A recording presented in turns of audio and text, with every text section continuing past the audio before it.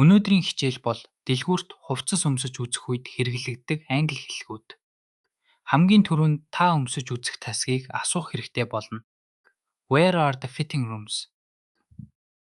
Хувцас өмсөж үзэх тасаг хаана байна вэ? Эсвэл Can you try this on? Үүнийг өмсөж үзэж болох уу? гэж асууж болно.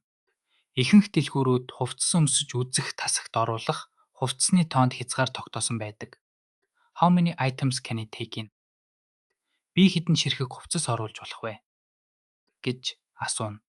Тэгээд I have 3 items. Надад 3 ширхэг хувцас байна гэж хэлж болно. Хэрвээ таны өмссөн хувцас таарахгүй байвал ажилтнтай харилцах хэрэгтэй. Do you have this in a larger size? Үүний арай том хэмжээтэй нь байгаа юу? Эсвэл Do you have this in a smaller size?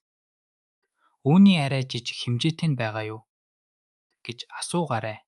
Хувцас яг яаж таарахгүй байгааг тайлбарлахдаа ингэж хэлнэ. It's too tight. Энэ хэтэрхий бариу байна. Tit гэдэг нь бариу гэсэн үг. Харин It's too loose. Энэ хэтэрхий сул байна. Loose гэдэг нь сул гэсэн үг юм. Заримдаа загвар нь таалагдсан ч өнгө нь таалагдахгүй үе гардаг. Does this come in other colors? Үүний өөр өнгөнүүд байгаа юу? гэж асууж болно. Эсвэл шууд Do you have this in black? Үүний хар өнгөтэй нь байгаа юу?